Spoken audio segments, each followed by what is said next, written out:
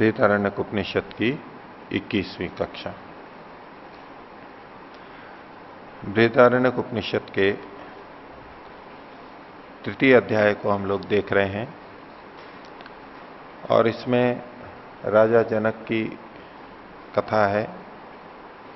बड़ा यज्ञ किया, बहुत सारे विद्वान आए और राजा को इच्छा हुई कि सबसे बड़ा ज्ञानी यहां कौन है, और 1000 गायें और स्वर्ण आदि रखे। तो याज्ञवल्क्य ने उनको लेने के लिए कहा अपने शिष्य को। तो अब अन्य विद्वान उनसे प्रश्न कर रहे थे। उन प्रश्नों का उत्तर दे देते हैं तो पता लग जाएगा कि ये सबसे बड़े ज्ञानी ब्रह्मनिष्ठ हैं और वो उसके अधिकारी हैं। वो पूछते जा रहे हैं और याज्ञवल्क्य उत्तर देते जा रहे हैं। तो पीछे कुछ हमने देखा। आज अभी चौथा ब्राह्मण प्रारंभ होगा। याज्ञवल्क्य अकेले थे, उत्तर दे रहे थे। इस रूप में अपने को प्रस्तुत करना कि मैं बहुत योग्य हूं, सामान्य बात नहीं है, विश्वास की बात है और सबके सामने। लेकिन जो प्रश्न करता है वो भी सामान्य नहीं होंगे। इतने लोग बैठे थे, ऐसी सभा में प्रश्न करना भी हर किसी के बस का नहीं होता। ऐसा व्यक्ति जो अपने को कह रहा है कि मैं सबसे बड़ा ज्ञानी हूं, इस रूप में अपने को प्रस्तुत कर रहा है, अब उससे प्रश्न करना और प्रश्न करके यदि निरुत्तर हो जाते हैं तो अपना ही अपयश भी होता है। ये इसको पराजित नहीं कर सका, इससे श्रेष्ठ सिद्ध नहीं हुआ, दूसरा तो श्रेष्ठ हो ही रहा है।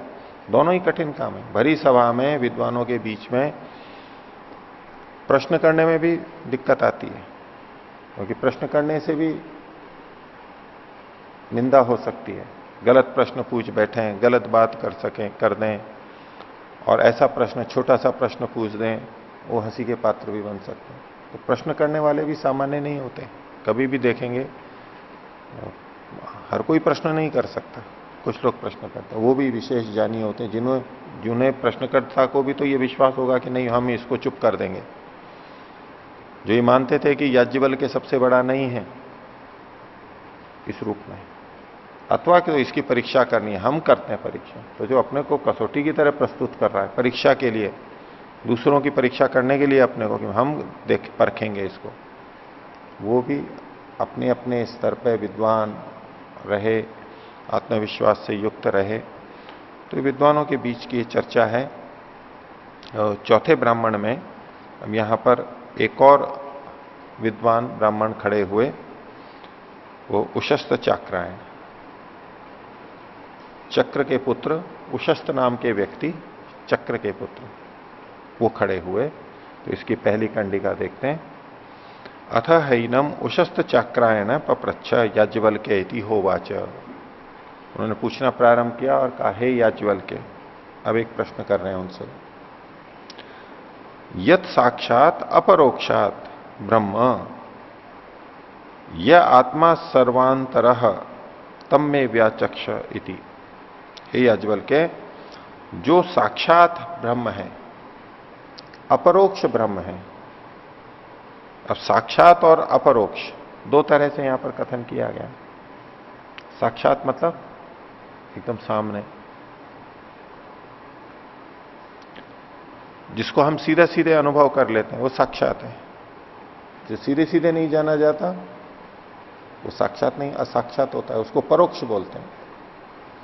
तो जो परोक्ष नहीं है, अपरोक्ष है। परोक्ष होता है जो इंद्रिय गम्य नहीं होता है, इंद्रिय से परे होता है, जिसको हम सीधे नहीं जान सकते। तो जो अपरोक्ष है, ऐसा ब्रह्म, उस ब्रह्म का। तो यह साक्षात अपरोक्षात ब्रह्म यह आत्मा सर्वांतरः, जो आत्मा सबके अंदर है, मेरे में भी, तेरे में भी, उसमें भी, इसमें भी, जो आत्मा सबके अंदर है उसका।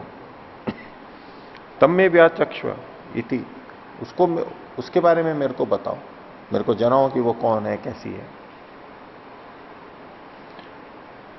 तो अब यहां ब्रह्म शब्द आया है और सबके अंदर है। तो सर्वांतरः, इसको देखते हुए हमें क्या प्रतीति होगी, यहां किसके बारे में पूछा जा रहा है? ईश्वर के बारे में पूछा जा रहा है।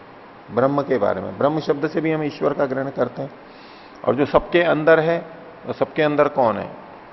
तो ईश्वर है, परमात्मा है। तो हमें प्रथम दृष्टया यही प्रतीत होता है कि यहां ब्रह्म यानी ईश्वर के बारे में प्रश्न किया जा रहा है। वाक्य रचना ही ऐसी है। लेकिन वो ब्रह्म, वो साक्षात है, वो अपरोक्ष है, क्या वो हमारी अनुभूति में आ रहा है? तो परमात्मा के लिए भी कह सकते हैं, ईश्वर के लिए कि भी उसका भी साक्षात्कार होता है, तो साक्षात है वो। अपरोक्ष है, परोक्ष नहीं है। जहां है वहीं पर ज्ञान हो जाता है, जिनको ज्ञान होता है। तो उस पूरी पंक्ति को भी परमात्मा परक घटा सकते हैं।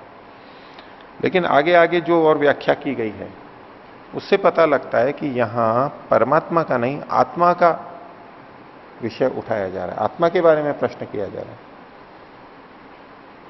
तो आत्मा के लिए कहा जा रहा है, तो फिर ये दो शब्द दिक्कत करते हैं। एक तो ब्रह्म शब्द और एक सर्वांतर, सर्वांतरता। यह सर्वांतर जो सबके अंदर है। तो ब्रह्म शब्द आत्मा के लिए भी आता है, परमात्मा के लिए भी आता है। इसीलिए एक शब्द साथ में चलता है, परब्रह्म। ब्रह्म और परब्रह्म, आत्मा और परमात्मा। तो जैसे आत्मा यानी तो जीव और परमात्मा यानी ईश्वर।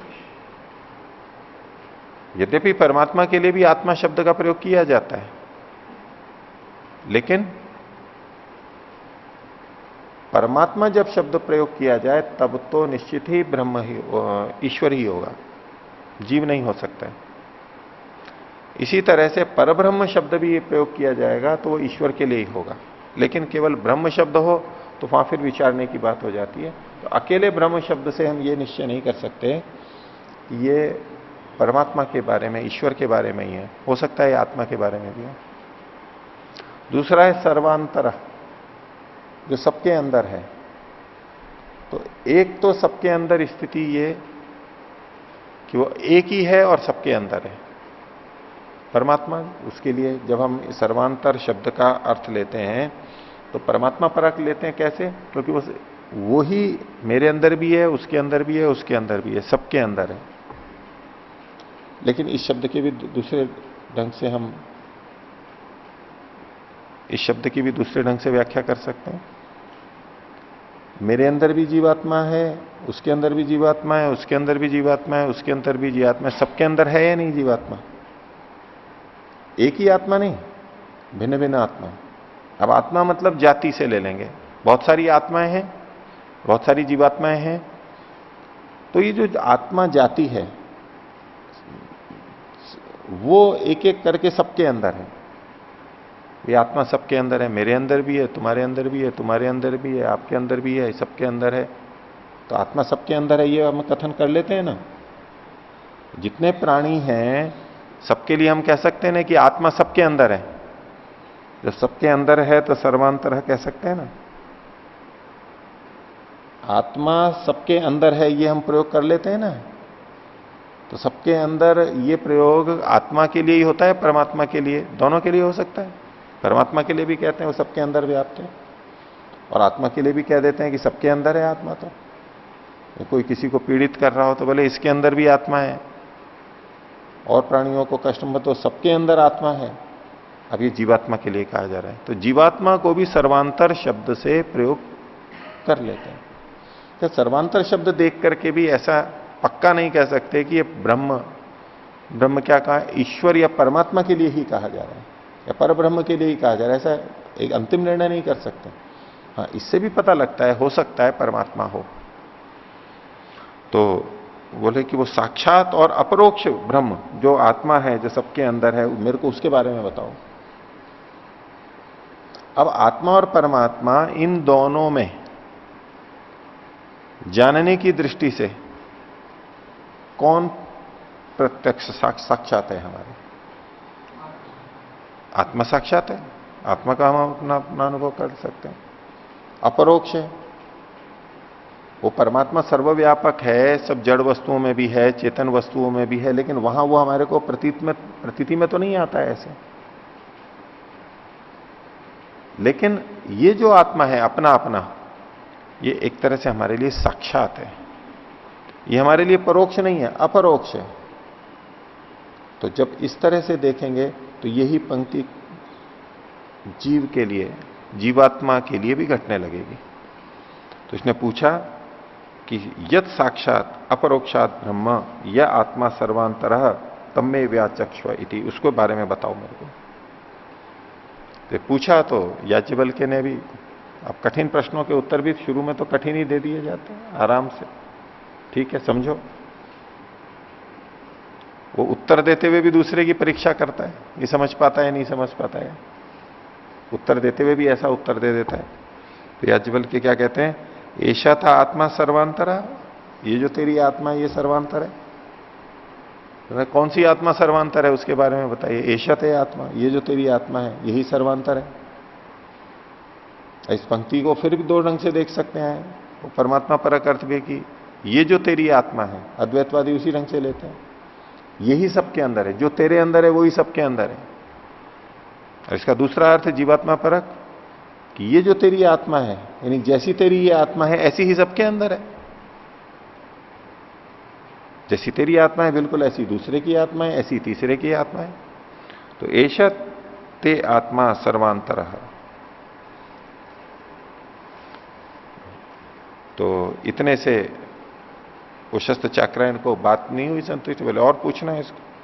बोले कथमो याज्ञवल्क्य सर्वांतर, बोले कौन सा है सर्वांतर, जो आप सर्वांतर कह रहे हो मेरे में भी तेरे में भी सब में, ये कौन सा है, उसका कोई चिन्ह तो लक्षण तो बताओ, ये कौन सा है, किसको कह रहे हो। अब यूं कहते हैं कि आपके अंदर जो है, भाई आप आपके अंदर कौन सी चीज कह रहे हो, ये तो अंदर तो बहुत चीजें हैं। किसी के बारे में पूछा तो बोले ये जो आपके कमरे में है वो, भाई कमरे में कौन सा, कमरे में तो बहुत सारी है। बोले जी वो पुस्तक दे दो, कौन सी, वो जो आपकी अलमारी में है, भाई अलमारी में तो बहुत सारी है, कौन सी पुस्तक, उसको संकेतित तो करना पड़ेगा। तो कहा कथमो याज्ञवल्क्य सर्वांतर, ये कौन सा सर्वांतर है, किसको कह रहे हो तुम सर्वांतर से मतलब, जब वो लक्षण से बताएगा। बोले यह प्राणेन प्राणीति सते आत्मा सर्वांतर है, जो प्राण के द्वारा श्वसन क्रिया करता है, प्राण शक्ति के द्वारा जो प्राण का प्रयोग करता है, प्राण की क्रियाएं करता है, वो ये आत्मा सर्वांतर है। तो यह प्राणेन प्राणीति, जो प्राण के द्वारा प्राणन करता है, श्वास लेता है, वो है। तो प्राण, इस प्राण के द्वारा, प्राण शक्ति के द्वारा कौन श्वास लेता है, जीवात्मा लेता है। उसका कर्ता इस शरीर में जो प्राण आया है, जो क्रियाएं हो रही हैं, वो आत्मा कर रहा है, आत्मा के माध्यम से हो रही हैं। तो यह प्राणेन प्राणीति सते आत्मा सर्वांतर, वो तेरा आत्मा, तेरे अंदर जो ये आत्मा है, और वैसा ही सबके अंदर भी है, सर्वांतर भी है। आगे कहा जो अपानेन अपानीति सत आत्मा सर्वांतर है। 5 प्राण है, प्राण अपान व्यान उदान समान, उसमें अब दूसरा ले लिया प्राणों को ही, अपान, जो अपान के द्वारा अपान की क्रियाएं करता है, तो शरीर में जो नीचे जाने वाली क्रियाएं हैं उनको जो करता है वह तेरा आत्मा सर्वांतर है। ऐसे ही आगे कहा यो व्याने न व्यानीति सत आत्मा सर्वांतरयामी सर्वांतर, जो व्यान के द्वारा व्यान की क्रियाएं कर रहा है, व्यान एक माध्यम हो गया, एक शक्ति हो गई, उसके द्वारा व्यान संबंधी क्रियाएं जो कर रहा है वह तेरा आत्मा है, वो सर्वांतर है, वो सबके अंदर विद्यमान है, वैसा ही सबके अंदर भी विद्यमान है। इसी तरह आगे कहा यह उदाने न उदानीति सत आत्मा सर्वांतर है, जो उदान वायु के द्वारा उदान की क्रियाएं कर रहा है वो तेरा आत्मा सबके अंदर विद्यमान है। तो प्राण अपान व्यान उदान, इन 4 का यहां पर इन्होंने उल्लेख किया। इसी तरह चौथा 5वां भी कर सकते हैं समान वाला, लेकिन इन्होंने 4 का यहां पर उल्लेख किया। एशता आत्मा अंतरा सर्वांतर है, ये तेरा आत्मा सर्वांतर है, जो तेरे अंदर है वो सबके अंदर है। तो मेरे अंदर कौन सा है जो सबके अंदर है, जो प्राण से प्राण क्रिया करता है, जो अपान से अपान क्रिया करता है, जो व्यान से व्यान क्रिया करता है, जो उदान से उदान क्रिया करता है, वो तेरे अंदर जो है वो ही सबके अंदर भी है।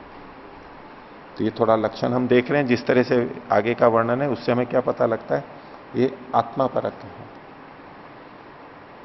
और यहां आत्मा परक लगेगा, और शुरू की जो पंक्तियां हैं उससे परमात्मा परक भी अर्थ निकल सकता है। लेकिन चूंकि ये हमें पता लग रहा है, तो अब पहली पंक्ति का जो परमात्मा परक लग रही थी, उसको आत्मा परक हम घटाएंगे। और कैसे घटता है वो आपके सामने रखा ही है। नहीं तो मन में संदेह आता रहेगा। यदि पहली पंक्ति को हम कहेंगे भाई ये तो परमात्मा पे ही घटेगा, अब नीचे आत्मा परक संगति लग रही है, तो फिर दिक्कत हो जाएगी। कैसे ये हो जाएगा?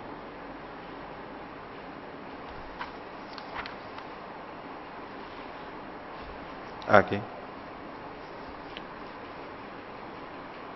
सहोवाच उशस्त चाक्रायण। तो उशस्त चाक्रायण को अभी भी संतुष्टि नहीं हुई। अब ये तो कह दिया जो प्राण से प्राण की क्रियाएं करता है, व्यान से व्यान की करता है, उसको समझ में नहीं आया कि वो आत्मा है क्या, कैसी है। तो वो अपने प्रश्न को और स्पष्ट कर रहा है, कोई मेरे को तो आप ये बताओ। तो सहोवाच उशस्त चाक्रायणो यथा विब्रूयात, जैसे कि विशेष रूप से कथन करें, एकदम खोल खोल करके कथन करें। ऐसे कैसे? बोले असौ गौ, देखो ये गाय है। असौ अश्व, देखो ये अश्व है। खोल खोल के करते हैं ना भाई गाय किसे कहते हैं? बोले देखो ये रही गाय। अश्व किसे कहते हैं? देखो ये रहा अश्व, ये घोड़ा रहा। ऐसे मेरे को बताओ कि ये आत्मा है, ये जो प्राण से प्राणन क्रिया करता है, जो व्यान से व्यान क्रिया करता है, व्यानिति है, इससे जो वो कौन है मेरे तो समझ में नहीं आ रहा है।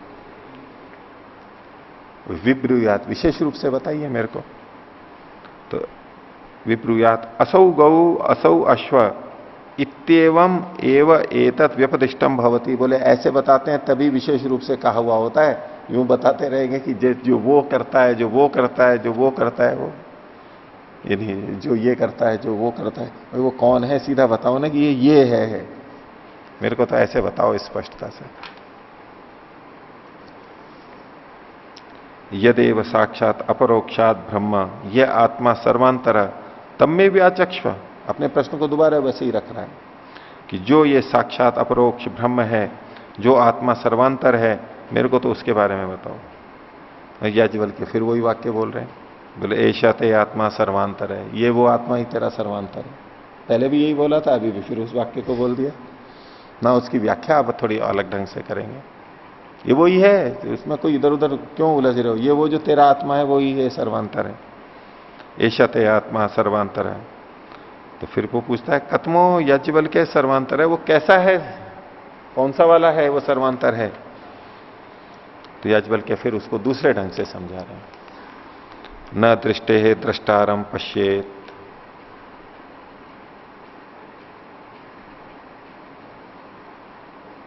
न श्रुते श्रोतारम शृणुया।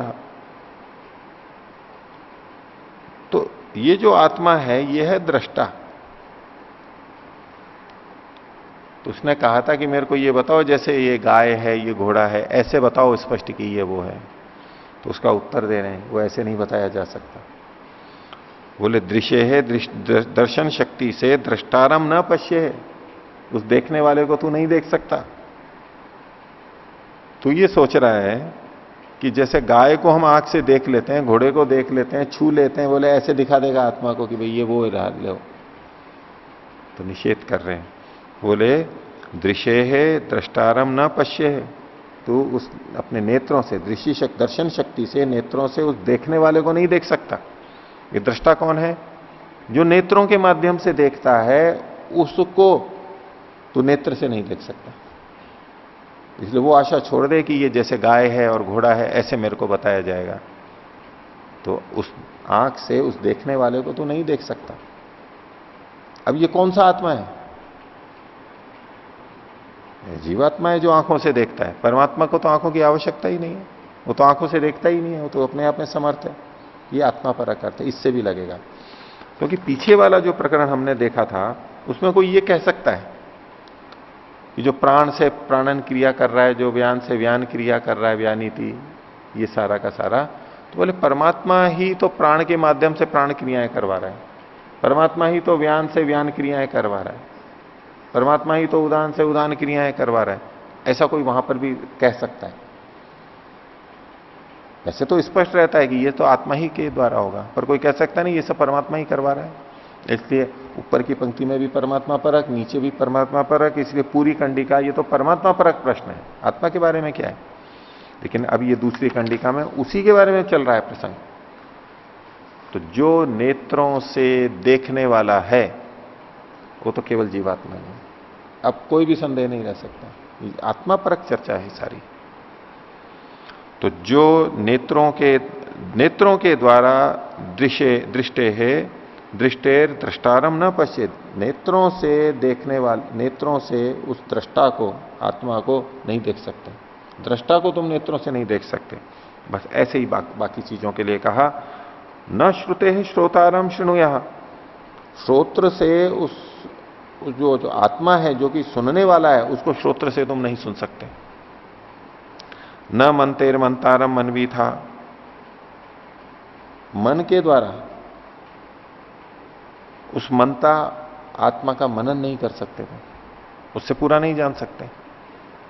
आत्मा मन के द्वारा मनन करता है, जैसे आत्मा नेत्र के द्वारा देखता है, लेकिन नेत्र आत्मा को नहीं देख सकते।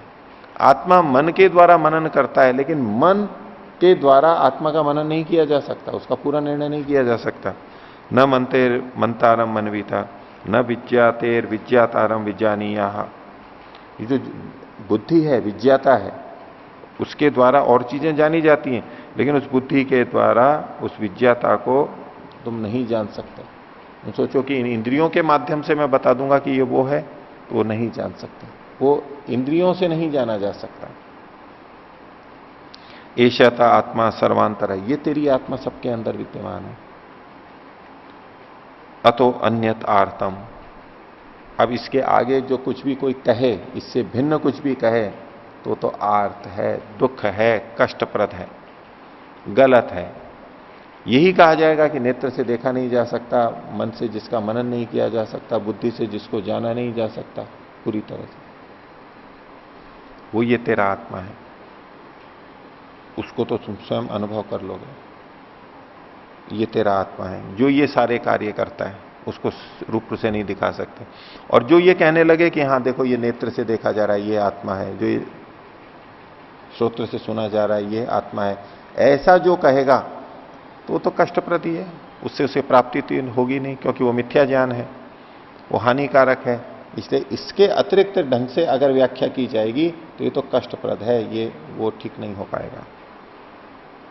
ततोह उशस्त चाक्रायण उपरामा, ये सुन करके वो चुप हो गया, बैठ गया, शांत हो गया, ठीक है चलो अब और कुछ नहीं कह सकता। इसके भिन्न ढंग से आत्मा की व्याख्या होगी तो वो मिथ्या होने से कष्टप्रद होगी, वो कहीं नहीं पहुंचाएगी। और ढंग से कोई कर सकता है व्याख्या, चलो हम आत्मा का दर्शन करा देंगे, ये है वो है, वो कोई लाभ नहीं देने वाला, उल्टा कष्ट ही देने वाला है, वो उल्टा बंधन ही देने वाला है। आगे अब प्रसंग तो वही चल रहा था। अब कई बार प्रश्न उठाया जाता है, एक ने प्रश्न उठाया और उसने अपने ढंग से पूरे प्रश्न कर लिए, उत्तर देने वाले ने उत्तर भी दे दिए और वो तो बैठ गया, लेकिन साथ में और भी बैठे थे, वो उस उत्तर से नहीं हो पाए, वो उसी प्रश्न को फिर से उठा देता। वो पहला व्यक्ति था, वो तो उस प्रश्न को और आगे नहीं बढ़ा सका, बोले अच्छा जी ठीक है, बैठ गया वो तो, लेकिन दूसरे ने उसी प्रश्न को और आगे भी बढ़ा लेते। ऐसा ही आगे हो रहा है। तो कहोल नाम के व्यक्ति हैं, तो बोले अथ हैनम कहोल कौशितकेय पप्रच्छ याज्वल के होवाच। ये तीसरे अध्याय का 5वां ब्राह्मण प्रारंभ हो रहा है। तो कुशितकी के पुत्र ये कौशित के हैं, कहोल नाम के व्यक्ति हैं, उन्होंने कहा है याज्वल के, मैं आपसे पूछता हूं, वो फिर वही प्रश्न कर रहे हैं, यदेव साक्षात अपरोक्षात ब्रह्म यह आत्मा सर्वांतर तम में व्याचक्ष्वई थी। ये जो सब साक्षात और अपरोक्ष ब्रह्म है, जो आत्मा है, जो सबके अंदर है, मेरे को उसके बारे में बताओ। वो का वही प्रश्न किया है। अब याज्वल के तो बता चुके थे, लेकिन फिर भी वही प्रश्न कर रहे हैं, उतने मात्र से अभी वो संतुष्ट नहीं हुए। तो याज्वल के फिर उसको वही उत्तर दे देते हैं, एशता आत्मा सर्वांतर है, ये तेरी जो आत्मा है यही सर्वांतर है, सबके अंदर विद्यमान है। तो कहोल ने अपने ढंग से फिर कहा, भाई इतने मात्र से फिर तो बात नहीं बनी, भाई कतमो याज्वल के सर्वांतर, वो कौन सा है, कैसा है जो सर्वांतर है। तो अब उसको भिन्न ढंग से उत्तर दे रहे हैं याज्वल के, बोले यो अशनाया पिपासे शोकम मोहम जराम मृत्युम अत्येति। वो आत्मा जो कि भूख और प्यास से, शोक से, मोह से, जरा से और मृत्यु से पार होता है, इनसे परे होता है, वो ये आत्मा है। तो कौन सी आत्मा है? तो जिसको भूख और प्यास नहीं लगते। भूख और प्यास किसको लगते हैं? भूख और प्यास शरीर को लगते हैं। भूख और प्यास शरीर का विषय है। शोक, मोह, जरा, मृत्यु इत्यादि किसको होती है? ये शरीर से संबंधित है सारे। आत्मा इनसे परे है। तो एतम वैतम आत्मानम विदित्वा, और इसी आत्मा को जान करके, ये जो इन परिवर्तनों से रहित है, ऐसा वो आत्मा। अब इस शरीर में रहते हुए भूख और प्यास की अनुभूति जो होती है वो तो आत्मा को ही होती है, लेकिन आत्मा में अपने आप में भूख और प्यास की बात नहीं है, क्योंकि भूख की पूर्ति हम अन्न आदि से करते हैं, लेकिन आत्मा में वो अन्न जाता नहीं है और उस अन्न से आत्मा में कुछ होता भी नहीं है। वो अन्न तो शरीर में गया है, शरीर की पूर्ति होती है, बल आदि मिलता है, तो भूख मिटती है। तो वास्तव में ये शरीर से संबंधित है, आत्मा से संबंधित नहीं है सीधा। प्रतीति आत्मा को होती है, किंतु आत्मा को भूख लगती है, यानी आत्मा में वो अन्न जाएगा और वहां भूख की तृप्ति करेगा, ऐसा नहीं है। वो शरीर से संबंधित है। ऐसी मृत्यु है। अब समझने को तो समझते ही हैं कि मेरे को मृत्यु आ रही है, मृत्यु से बचना चाहता है, वो भी आत्मा ही होता है, लेकिन वास्तव में आत्मा में मृत्यु होती नहीं है, ये मृत्यु से परे है। उसका शरीर में आना जाना ही मृत्यु कहा जाता है, यानी नाश से परे है। शरीर तो ठीक है, नष्ट हो जाता है, मृत्यु को प्राप्त होता है, उत्पन्न होता है, नष्ट होता है, लेकिन आत्मा तो उससे परे है। इस दृष्टि से आत्मा को उससे पृथक माना है। उसका प्रभाव तो आत्मा पे आता है। तो ये वो आत्मा है जो वास्तव में इनसे ग्रसित नहीं होता, वो ये तेरा आत्मा है। तो इस ऐसे आत्मा को जान करके, एतम वैतम आत्मानम विदित्वा, उस आत्मा को जान करके ब्राह्मणा, ज्ञानी लोग जो इस सबको जान लेते हैं, वो उनमें फिर क्या परिवर्तन आ जाता है? बोले पुत्र स्नायाश्च, वित्त स्नायाश्च, लोक स्नायाश्च, वित्थाय भैक्षचर्यम चरंती। वो पुत्रेष्णा से ऊपर उठ करके, वित्तेष्णा से ऊपर उठ करके और लोकेष्णा से ऊपर उठ करके भैक्षचर्यम चरंती, भिक्षाचरण करने लग जाते हैं, भीख मांग करके खाने लग जाते हैं, भिक्षा मांगने लग जाते हैं। जिन्होंने आत्मा को जान लिया है तो क्या करने लगेंगे? भीख मांगने लग जाएंगे। अब आत्मा को जानने का और भीख मांगने का क्या संबंध है? इससे क्या संबंध है? विचार नहीं है। पुत्रेष्णा, वित्तेष्णा, लोकेष्णा से ऊपर उठ जाते हैं। यहां तक भी समझ में आता है? भाई जिसने आत्मा को जान लिया है तो अब क्या पुत्रेष्णा करेगा? किसके लिए पाना चाहेगा पुत्रों को? धन किसके लिए पाना चाहेगा? यश किसके लिए पाना चाहेगा? आत्मा तो जैसा है, अजर अमर है, जान लिया, ये तो सब बाहर की चीज है, उससे हट गया। ये करके वो भिक्षाचरण करने लग जाते हैं।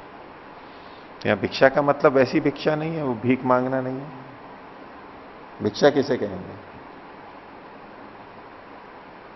कुछ नहीं करना और लोगों से मांगना, यही तो भिक्षा कहलाती है ना। ये भिक्षा नहीं है। जो करना है वो समाज के लिए पूरा किया और उसके लिए कोई वेतन नहीं लिया, कोई निर्धारित नहीं लिया कि मेरे को ये लेना है इसलिए मेरे को ये करना है, ये करूंगा तो ये लूंगा, ऐसा करके नहीं। जो करना था वो कर लिया और अब जितनी आवश्यकता है उसको लेने के लिए निकल पड़े। भाई मेरे को अन्न चाहिए, मेरे को वस्त्र चाहिए, मेरे को ये चाहिए। हमें जो करना था वो कर दिया पूरा, और जो हमें चाहिए वो मांगने के लिए निकल पड़े। ये है भिक्षा। जो किया उसके बदले में मेरे को इतना चाहिए, ये बात हट गई वहां पर। ये भिक्षा है। तो जब हम ज्यादा ज्यादा चाहते हैं तो ऐशना से युक्त होता है, और जब केवल ये पाने के लिए कि भाई केवल जीवन चलाने के लिए, आत्मा के लिए जो आवश्यक है बस हम केवल वो मांगेंगे, ये भिक्षा हो गई। क्योंकि उसको समझ में आ जाता है कि ये जो अतिरिक्त है ये मेरे काम का नहीं है, मेरे लिए उपयोगी नहीं है, मैं इसका क्या करूंगा। बस जितना चाहिए उतना ले रहा है, ये भिक्षा हो गई। तो जो आत्मा को जान लेते हैं वो इन 3 ऐसनाओं से ऊपर उठ जाते हैं, एक लक्षण बताया इन्होंने। और जो आत्मा को नहीं जानते वो इन ऐसनाओं से युक्त रहते हैं, क्योंकि वो फिर पुत्रों से, धन से और यश से अपनी वृद्धि समझते हैं कि मेरे बहुत पुत्र संतानें हो जाएंगे, मेरे बहुत शिष्य हो जाएंगे, मेरे बहुत लोग इष्ट बंधु हो जाएंगे, तो उससे मैं बहुत बढ़ जाऊंगा, वो ऐसा समझते हैं। आत्मा को भी नहीं जाना है उन्होंने, वो शरीर को और बाह्य चीजों को ही मैं मान करके चल रहे हैं। जिन्होंने आत्मा को नहीं जाना है वो शरीर और इस सबकी सुविधाओं के लिए और अधिक धन, और अधिक धन, इसके लिए लगे रहते हैं, और अधिक धन प्राप्त करते हैं, तो वित्तृष्णा में लगे रहते हैं। वो वित्त की इच्छा रहती है उनको, आत्मा को नहीं जाना है। इसलिए आत्मा को जान लेते हैं तो पता है कि इतना धन आ भी गया तो उससे आत्मा का क्या होने वाला है, इतनी संतानें हो गई तो उससे आत्मा का क्या होने वाला है। ये भी पता लग जाए कि मैं आत्मा ये हूं, तो लगेगा कि पता इनसे तो कुछ नहीं होने वाला है आत्मा का। इनसे केवल इतना होगा कि जो आवश्यक चीजें हैं वो पूर्ति हो जाए, बस, और कुछ नहीं। उतना ही चाहिए आत्मा के लिए, तो उतना ही पर्याप्त है। तो इन ऐष्णाओं से, पुत्रेष्णा वित्तेष्णा से हट जाता है, लोकेष्णा से भी हटेगा। इससे होगा क्या, ये जो मान सम्मान है, माला पहनाना है, नाम का अखबार में छपना है, इत्यादि इत्यादि, इससे होगा क्या। तो जो आत्मा को जान लेता है उसे लगेगा कि इससे कुछ नहीं होने वाला है, इससे मेरे को क्या होने वाला है।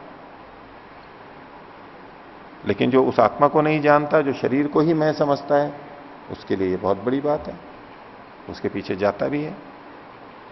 तो जो इन तीनों को जान लेता है तो अथ व्युत्थाय भैक्षचर्यम चरन्ति, उड़ जाता है वो, यहां से ऊपर उड़ जाता है इस स्थिति से। उठ करके मतलब तो यूं बैठा हुआ है और उठ करके भिक्षा लेने लगता है, वो नहीं है अभिप्राय। इन ऐष्णाओं से ऊपर उठ जाता है। लोकेष्णायाश्च वित्था, इन ऐष्णाओं से ऊपर उठ करके और भिक्षा करने लग जाता है। जो भिक्षा करता है उसका यश होता है या अपयश होता है। जिसको अपने यश की चिंता है वो भिक्षा मांगेगा क्या। जिसको अपने यश की चिंता है वो यूं हाथ फैलाएगा क्या। तो हाथ फैलाने से तो यश नीचा हो जाता है।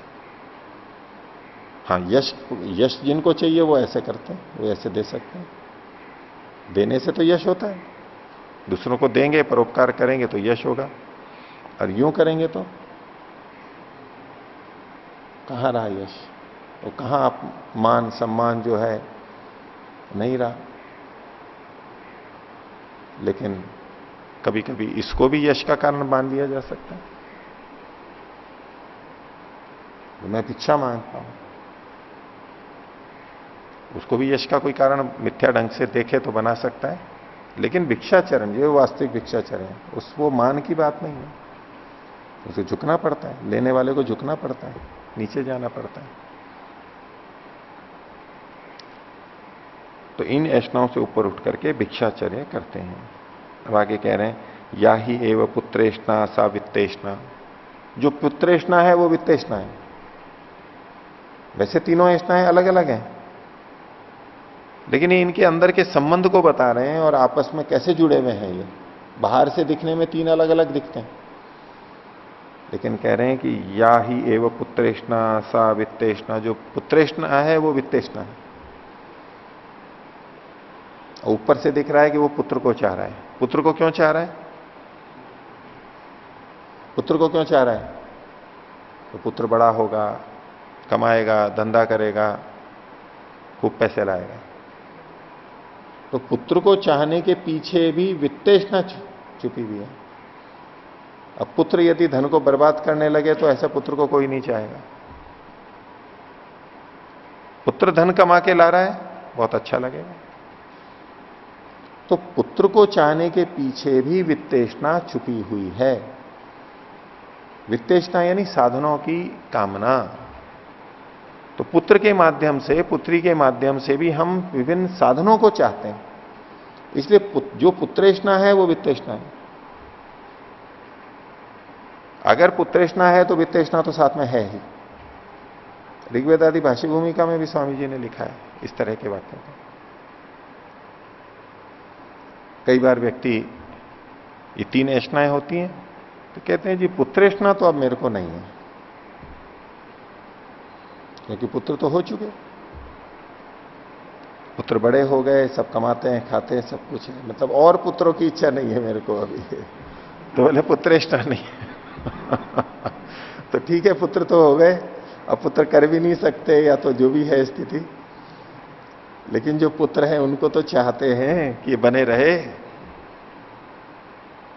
मेरा पुत्र सम्मान पूर्वक रहे, अच्छा रहे, कमाता रहे, स्वस्थ रहे, मेरे साथ रहे, ये तो कामना है। ठीक है, और पुत्र नहीं चाहते तो हो गया। फिर और कुछ लोग कहते हैं कि जी मेरे को अब धन की इच्छा नहीं है, मेरे को धन की कोई इच्छा नहीं है। भाई धन तो जितना चाहिए आपको, जितना तो कमा लिया आपने, नौकरी करते थे, नौकरी कर ली, अब पेंशन आ रही है, आराम से आ रहा है, तो बोले अब मेरे को धनवन की इच्छा नहीं है, मैं धन के लिए अब नौकरी करूं, धन के लिए कार्य करूं, मैं तो बस अब सेवा के लिए कार्य करूंगा, पैसे की इच्छा नहीं है मेरे को। इसको भी वित्तेषणा से रहित स्थिति के रूप में लोक में कहते हैं कि मेरे को जो अब धन की इच्छा नहीं है। और तात्पर्य साथ में कह भी देते हैं कई बार, बोले जितना धन चाहिए उतना है मेरे पास में, जितना धन चाहिए वो कमा लिया, जैसे जितनी संतानें चाहिए थी बहुत है, बस इतनी हो गई है, बहुत है, धन भी जितना करना था कर लिया, अब क्या मेरे को तो ना तो पुत्रेष्णा है ना वित्तेषणा है। लेकिन इसको दूसरे ढंग से देखेंगे तो जो धन है आज, जो जितना अधिक धन कमाए उसकी तो इच्छा है, उसको छीन ले कोई, उसको सारे को दे दें दूसरे को, तो नहीं दे पाएंगे। जो है उसको तो चाह रहे हैं ना, नया नहीं चाह रहे, आवश्यकता नहीं है, या तो उतना श्रम नहीं करना चाहते, अवसर नहीं है, लेकिन वित्तेषणा तो है वहां पर।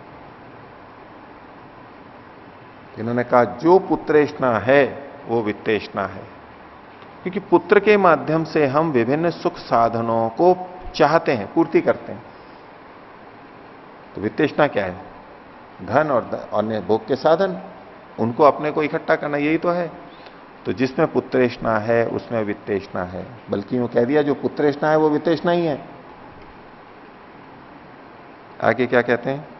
या वित्तेषणा सा लोकेष्णा। बोले जो वित्तेषणा है वो भी क्या है? वो लोकेष्णा ही है। जो व्यक्ति इतना धन कमाना चाहता है, किस लिए? किस लिए धन कमाना चाहता है?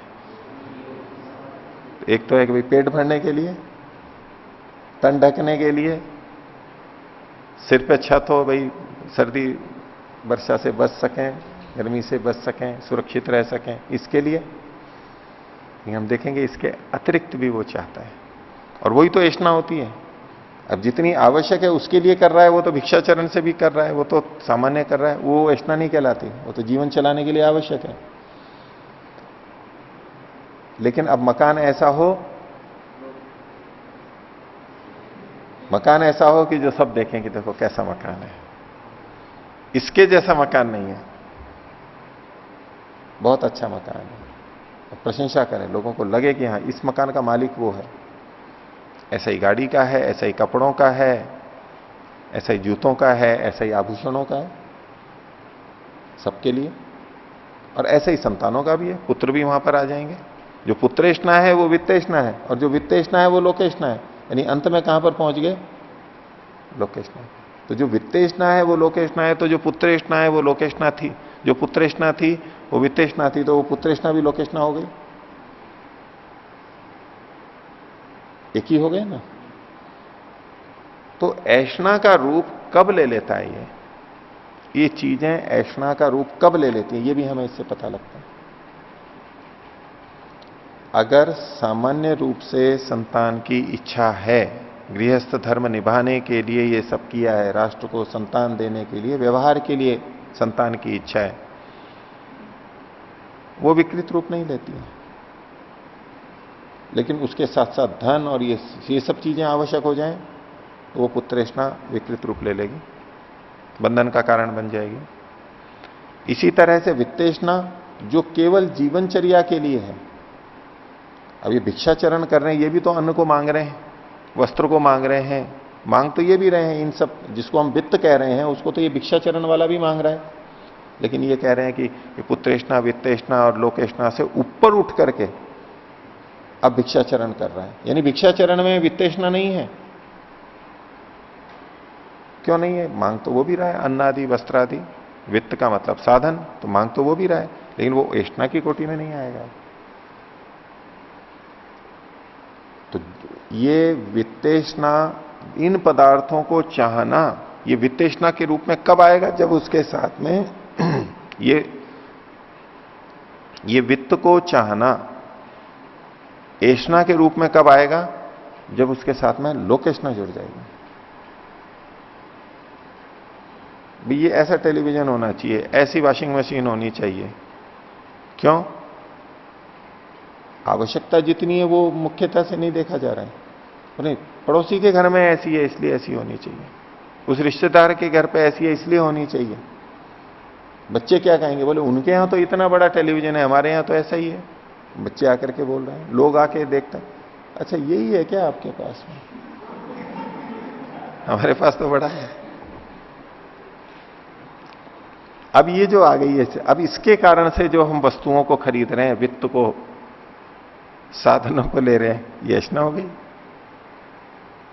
इसलिए तीनों के संबंध बताया जा रहा है। जो पुत्रेष्णा है वो वित्तेष्णा है, जो वित्तेष्णा है वो लोकेष्णा है। ये छुपी हुई है। एक एष्णा है तो तीनों एष्णा है उसकी।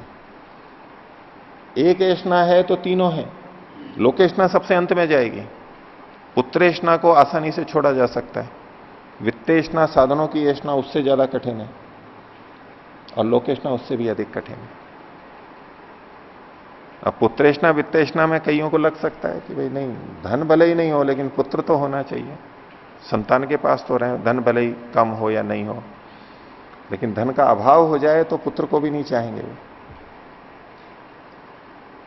दोनों में से कौन किसको चाहेंगे? गृहस्थी लोग बताएंगे। पुत्र को चाहेंगे या धन को चाहेंगे? धन को चाहेंगे। ये तो आपने उल्टा उत्तर दे दिया। आपका मन क्या कह रहा है वास्तव में?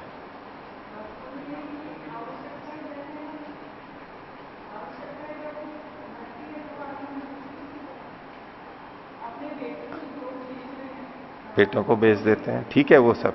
देखो एक घटना बताता हूं, जैसे कि अपने प्राय होता है, बेटा बीमार पड़ गया, बेटे को बचाना है, बोले इतना खर्चा होगा, लाखों रुपए खर्च हो रहे हैं, ये है, पति को बचाना है, पत्नी को बचाना है, परिवार के लिए अपने। तो हम क्या बोलते हैं? बोले पैसा तो आना जाना है, फिर आ जाएगा। बेटा थोड़ा आएगा दोबारा, पति थोड़ा आएगा दोबारा, पत्नी थोड़ा आएगी दोबारा।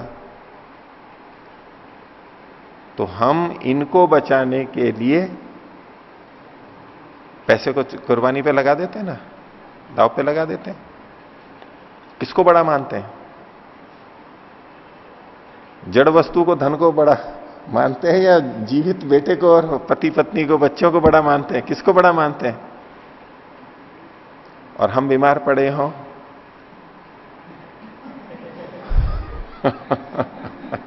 और बच्चे कहें कि जी इसमें तो बहुत खर्चा होगा, ये ऑपरेशन कराना है, कैसा लगेगा हमारे को? बोले किसको महत्ता दे रहा है? पैसे को दे रहा है, और उसको निंदित समझा जाता है समाज में। दूसरे भी बोलते हैं, बोले पिता की परवाह नहीं की, माता की परवाह नहीं की, पैसे को देख के बोले पैसे खर्च हो जाएंगे। बोले मां बाप के लिए पैसे खर्च नहीं कर सकते? बेटों के लिए, बच्चों के लिए पैसे खर्च नहीं कर सकते? क्या करोगे इस पैसे का? निंदा के रूप में भी आता है। क्यों देखते हैं तो कौन सा मुख्य है? पुत्र मुख्य है या धन मुख्य है? पुत्र परिवार जाने मुख्य है ना, ऐसा ही तो लोक में प्रचलित है।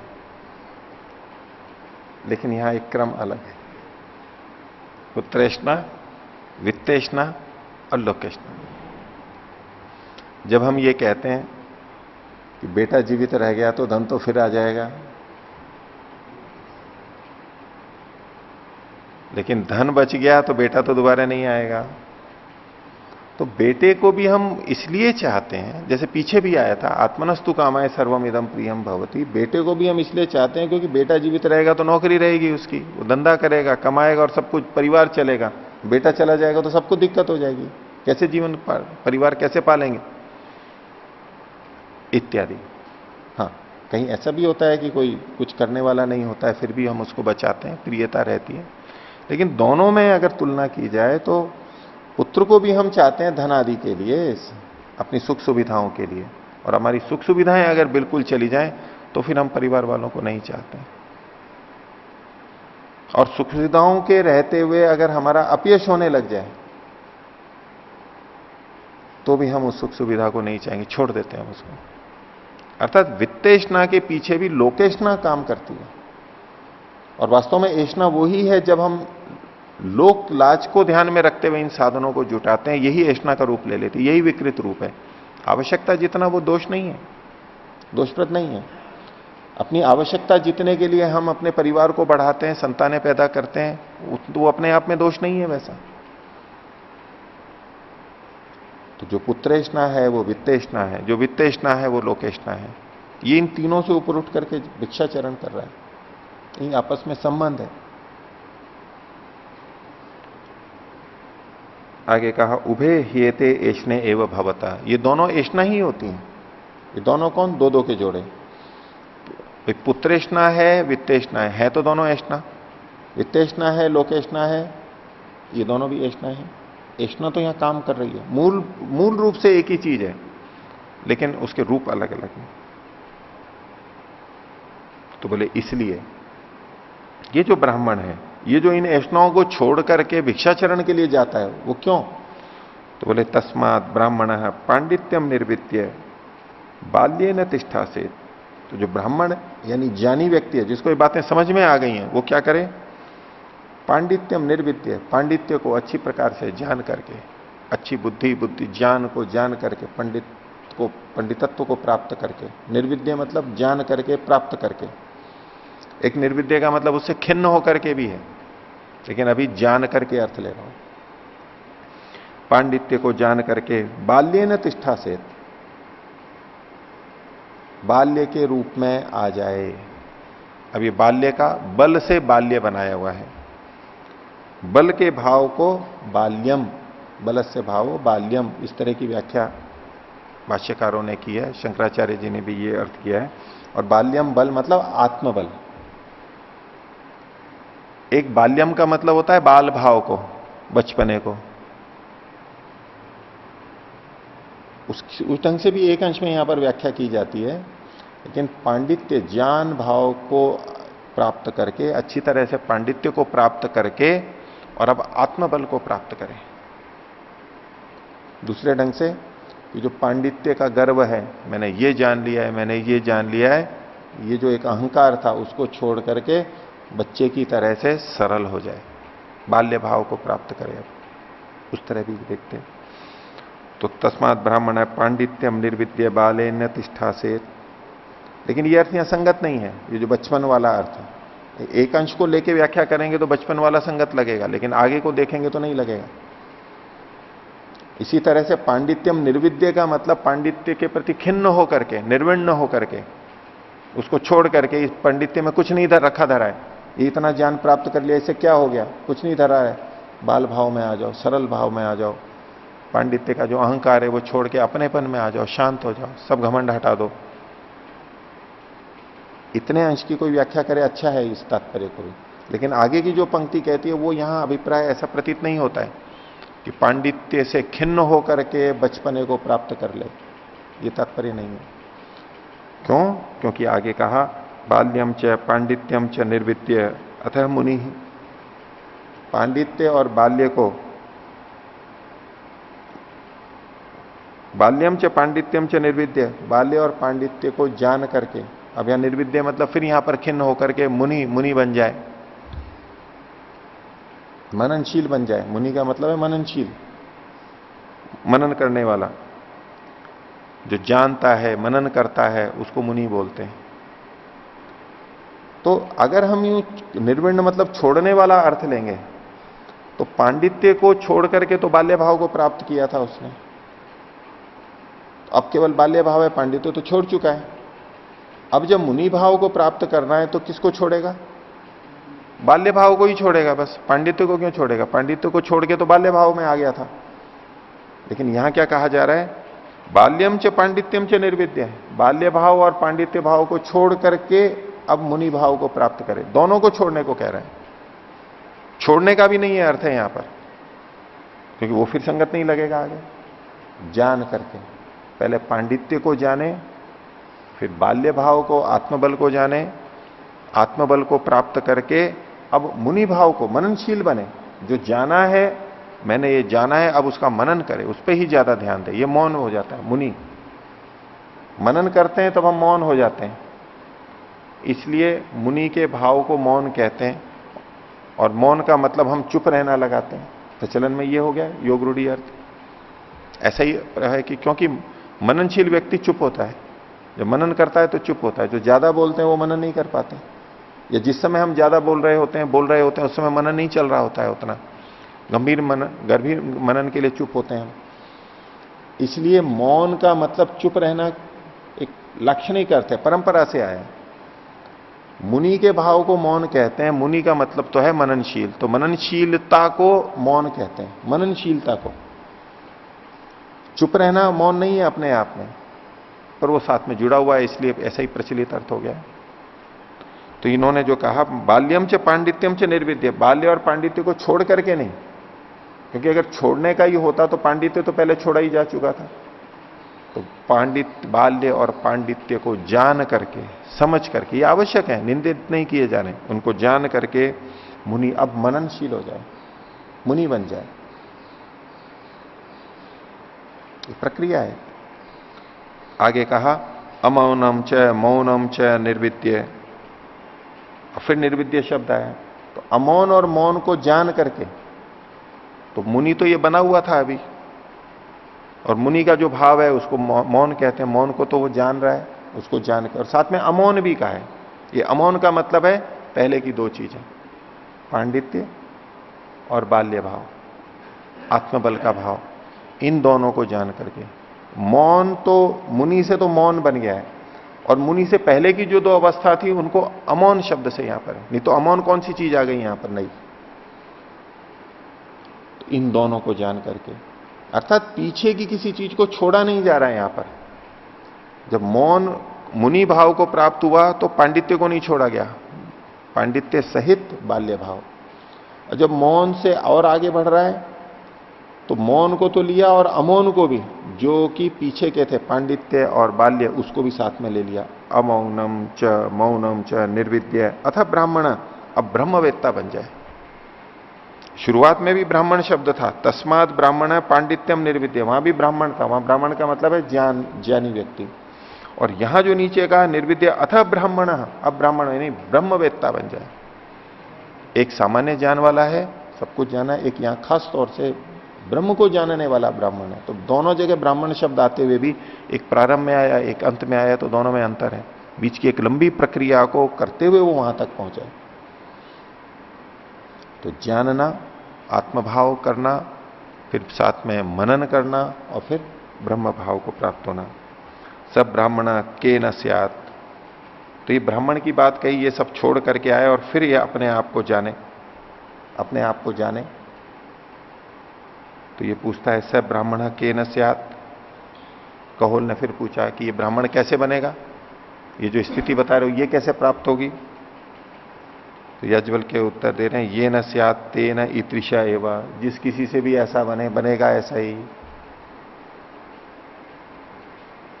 उसने पूछा था कि कैसे बने ब्राह्मण, बोले वो कैसे भी बने लेकिन बनेगा ये, इधर ध्यान दो।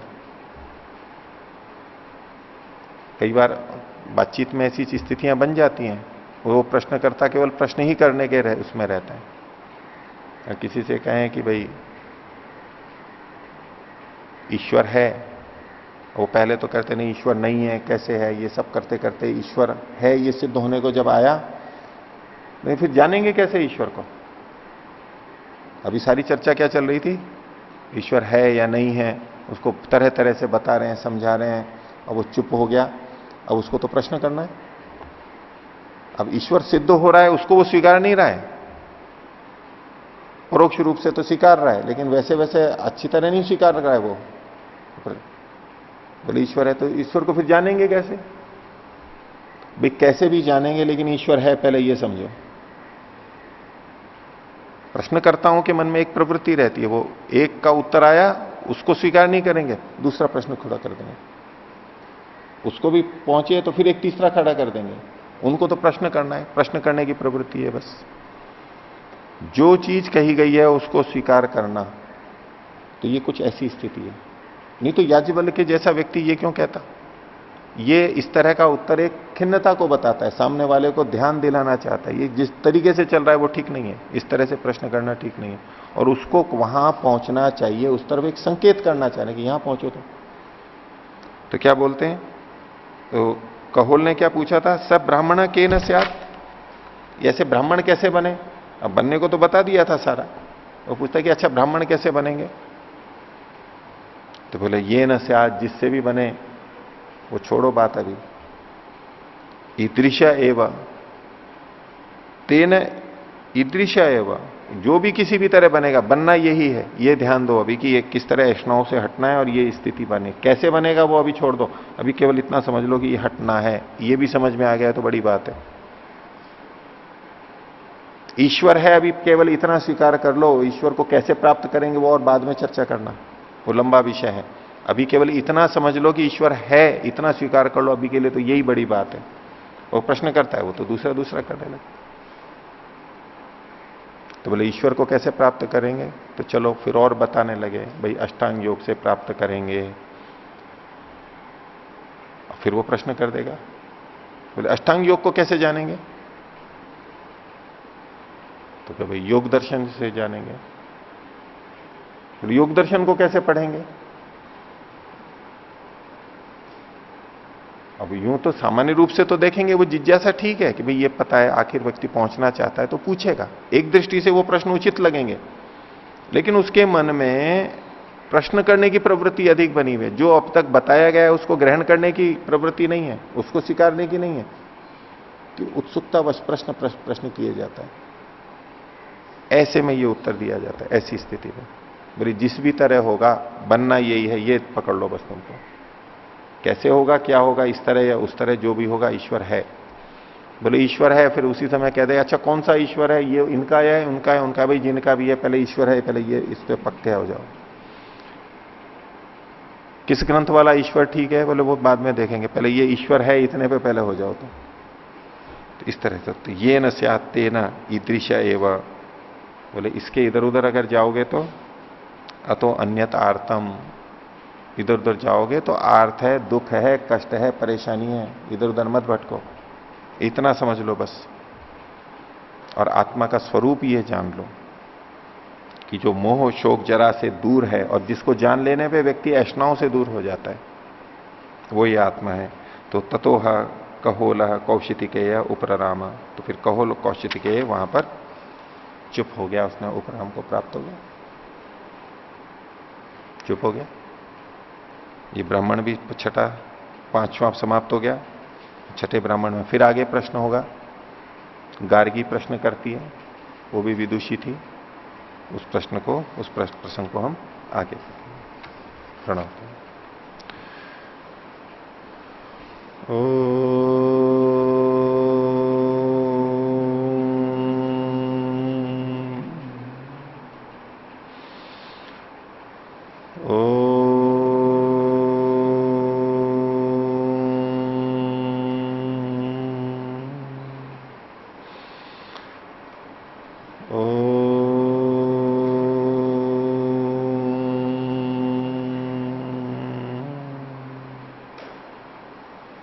सभी को सादर अभिवादन। ओम शांति।